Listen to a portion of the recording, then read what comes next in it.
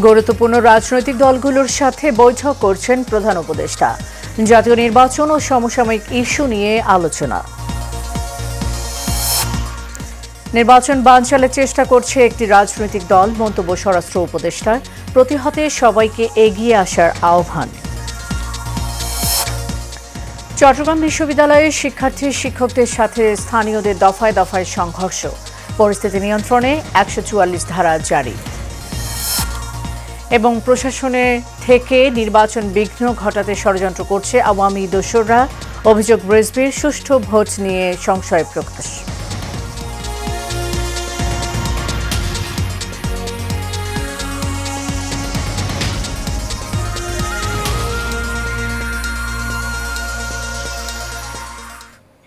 স্বাগত এশিয়ান নিউজের সাথে আছি সাবরিনা জিয়া। এতক্ষণ শুনছিলেন বিআরবি কেবল ইন্ডাস্ট্রিজ লিমিটেড সংবাদ শিরোনাম। এবার চলে যাব পুরো খবরে।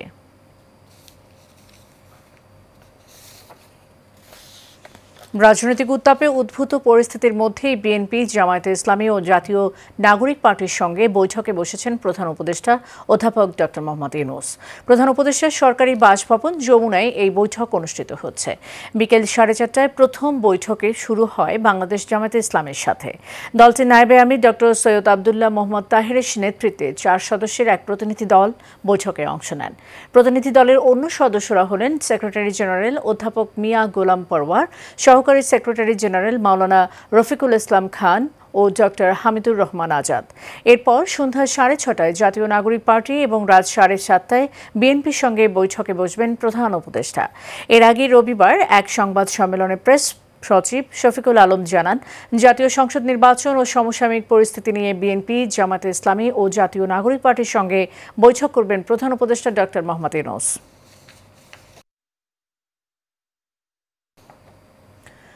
স্বরাষ্ট্র উপদেষ্টা জাহাঙ্গীর আলম চৌধুরী বলেছেন, জাতীয় পার্টির অফিসে আগুন ধরার আগেই পুলিশ অ্যাকশনে যাওয়া উচিত ছিল। পরিস্থিতি অ্যাক্টিভ হলে জনগণ আবার রুখে দাঁড়াবে। সচিবালয়ে সরকারি কোর কমিটির বৈঠক শেষে একথা বলেন তিনি। অভিযোগ করেন, আওয়ামী লীগ নির্বাচন বানচালের চেষ্টা করছে। তাদের প্রতিহত করতে জনগণ এবং রাজনৈতিক দলগুলোকে এগিয়ে আসতে হবে। বিস্তারিত নূর মোহাম্মদ ভূঁইয়ার রিপোর্টে। দেশের আইনশৃঙ্খলা পরিস্থিতির অবনতি ও জাতীয় পার্টির অফিস ভাঙচুর নিয়ে সচিবালয় সাংবাদিকদের প্রশ্নের জবাবে স্বরাষ্ট্র উপদেষ্টা বলেন, মব সৃষ্টির আগেই পুলিশকে তৎপর হতে হবে। পুলিশ অ্যাক্টিভ হলে জনগণ আবার রুখে দাঁড়াবে। কিন্তু এখন আগুন ধরার পরে যে সময় বাধা দিছে সেই সময় কিন্তু আপনারা কিছু বলেননি। ভালো কথা যে আপনারা বলেন নাই, কিন্তু নিয়মটা হয়েছিল যে আগুনটা ধরার আগেই কিন্তু অ্যাকশনে যাওয়া, প্রিভেন্টিভ করা। আরেকটা জিনিস হলো আপনারা খেয়াল করবেন, এই আমরা দায়িত্ব নেওয়ার পরে 1604টা অবরোধ হয়েছে রাস্তায়। আওয়ামী লীগ নির্বাচন বানচালের চেষ্টা করছে জানিয়ে তিনি বলেন, ষড়যন্ত্রকারীদের প্রতিহত করতে জনগণ এবং রাজনৈতিক দলগুলোকে এগিয়ে আসতে হবে। যেই পার্টিটার কার্যকলাপ নেই তারা তো চাবি নির্বাচনটা ভঙ্গ করার জন্য, তারা তো অবশ্যই চাইবে। মানে এদেরও একটা সংখ্যা তো রয়ে গেছে। এখন এই সংখ্যাটারে প্রতিহত করার দায়িত্ব হলো রাজনৈতিক দল এবং আপনাদের সবাই মিলে, আমাদের সবাই মিলে যেন কেউ এইটা নির্বাচনটারে যেন কোনো রকমের বাধাগ্রস্ত করতে না পারে। জাতির বৃহত্তর স্বার্থে রাজনৈতিক দলগুলোকে ঐক্য ধরে রাখার আহ্বান জানান স্বরাষ্ট্র উপদেষ্টা। আইন শৃঙ্খলা বাহিনী নির্বাচনের জন্য যতটা প্রস্তুতি নেওয়া দরকার আমরা ততটা প্রস্তুত। নূর মোহাম্মদ ভূঁইয়া, এশিয়ান টেলিভিশন, ঢাকা। চট্টগ্রামে হাটহাজারীতে স্থানীয় লোকজন ও চট্টগ্রাম বিশ্ববিদ্যালয়ের শিক্ষার্থীদের মধ্যে উত্তেজনাপূর্ণ পরিস্থিতি দেখা দেয় আইনশৃঙ্খলা পরিস্থিতি নিয়ন্ত্রণে রাখতে ১৪৪ ধারা জারি করেছে প্রশাসন। সিদ্ধান্ত অনুযায়ী চট্টগ্রাম বিশ্ববিদ্যালয় সংলগ্ন হাটহাজারী উপজেলার হাটহাজারী পৌর এলাকা এবং বিশ্ববিদ্যালয় সংলগ্ন ১০ কিলোমিটার এলাকার মধ্যে রোববার বিকেল ৩টা থেকে আগামীকাল বিকেল ৩টা পর্যন্ত ১৪৪ ধারা বহাল থাকবে। রোববার দুপুরে বিশ্ববিদ্যালয়ের ২ নম্বর গেট এলাকায় দুই পক্ষের মধ্যে দফায় সংঘর্ষের পর এই সিদ্ধান্ত নেয় উপজেলা প্রশাসন। এর আগে চবি শিক্ষার্থীদের সঙ্গে স্থানীয়দের কয়েক দফায় সংঘর্ষের ঘটনায় আহত হয়েছেন বিশ্ববিদ্যালয়ের প্রক্টর সহ বেশ কয়েকজন। এমন পরিস্থিতিতে সকল পরীক্ষা বর্জন করেছে কর্তৃপক্ষ। প্রত্যক্ষদর্শীরা জানান, বিশ্ববিদ্যালয়ের ২ নম্বর গেট এলাকায় একটি বাসায় ভাড়া থাকতেন দর্শন বিভাগের এক নারী শিক্ষার্থী।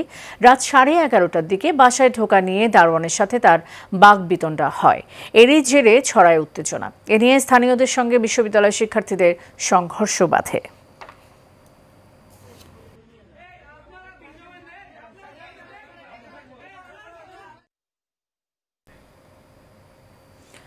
অবাধ সুষ্ঠু নির্বাচন আয়োজন নিয়ে এখনও সংশয় রয়েছে বলে মন্তব্য করেছেন বিএনপি সিনিয়র যুগ্ম মহাসচিব রুহুল কবির রিজভী।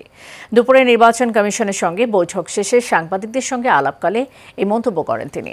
রিজভী বলেন, বৈঠকে নির্বাচনের প্রস্তুতির বিষয়ে জানতে চেয়েছি, পাশাপাশি প্রশাসনের বিভিন্ন স্তরে ফ্যাসিস্টরা এখনও রয়ে গেছে, তারা নির্বাচনে প্রতিবন্ধকতা তৈরি করতে পারে বলে কমিশন অবগত করা হয়েছে। সুষ্ঠু নির্বাচন আয়োজনে সুচারুভাবে প্রস্তুতি নিচ্ছে বলেও নির্বাচন কমিশন আশ্বস্ত করেছে বলে জানান বিএনপির সিনিয়র যুগ্ম মহাসচিব রুহুল কবির রিজভী। একটা অবাধ সুষ্ঠু নির্বাচনের জন্য যে প্রস্তুতি দরকার, নির্বাচন কমিশন সেই প্রস্তুতি তারা গ্রহণ করছেন, সে ব্যাপারে তাদের যথেষ্ট আত্মবিশ্বাস রয়েছে।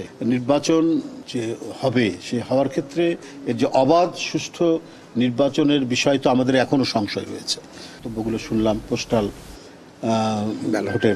ব্যালটের মাধ্যমে তাদের ভোটটা হতে পারে, এটা নিয়ে তারা কাজ করছেন। এই বিষয়গুলো আমরা সেখানে আলোচনা হয়েছে। আর ডিলিমিটেশনের সর্বশেষ পরিস্থিতি কি, এগুলো ওনারা আমাদেরকে জানালেন আর কি। গণমাধ্যম সংস্কারের দায়িত্ব কেবল কমিশন বা সরকারের নয়, সাংবাদিকেরও নিজেদের ভূমিকা রাখতে হবে বলে মন্তব্য করেছেন জাতীয় ঐকমত্য কমিশনের সহসভাপতি অধ্যাপক আলী রিয়াজ। সকালে রাজধানীর ডেইলি স্টার মিলনায়তনে পৃথক দুটি অনুষ্ঠানে তিনি এ বিষয়ে মত দেন। এদিন ব্রডকাস্ট জার্নালিস্ট সেন্টার বিজেসি আয়োজিত সেমিনারে বক্তৃতাকালে তিনি আরও বলেন, সবকিছু সরকার বা কমিশনের ওপর ছেড়ে দিলে চলবে না। তিনি দীর্ঘ সময় ফ্যাসিবাদী রাজনীতিকে সহায়তা করা অংশগুলোর সমালোচনা করেন এবং সাংবাদিকদের দুরবস্থার জন্য সাংবাদিক নেতৃত্বকেই দায়ী করেন। এ সময় অন্যান্য আলোচকরা প্রেস কাউন্সিলরকে কাগুজে বাঘ আখ্যা দিয়ে বলেন, কর্তৃত্ব খর্ব হওয়ার ভয়ে সরকার নতুন কমিশন গঠন করছে না। তারা গণমাধ্যম সংস্কার কমিশনের সুপারিশ দ্রুত বাস্তবায়নের আহ্বান জানান। অনেক ক্ষেত্রে আমি সেটা ঠিক বুঝি না, এই কারণে যে একটা ফোন হাতে নিয়ে আধা ঘন্টা স্ট্রিমিং করলেই সেখানে সাংবাদিক বলে চিহ্নিত হবে। তো যাই হোক, সেই বিপদে তো আমরা আছি, সকলেই আছি, যার মনে চায় সেটাই বলে। তো কিন্তু এ দায়িত্ব আপনাকে নিতে হবে।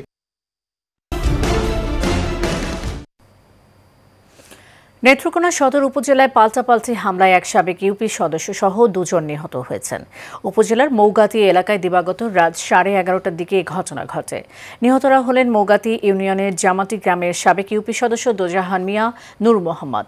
পুলিশ জানায়, শনিবার রাতে বিএনপি কাউন্সিলর থেকে ফেরার পথে প্রতিপক্ষের লোকজন দোজাহান মিয়াকে কুপিয়ে হত্যা করে।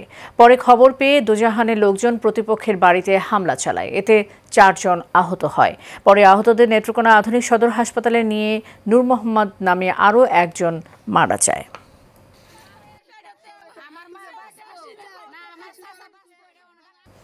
শেষ করব এশিয়ান নিউজ। যাবার আগে বিআরবি কেবল ইন্ডাস্ট্রিজ লিমিটেড সংবাদ শিরোনাম জানিয়ে দেব আরও একবার।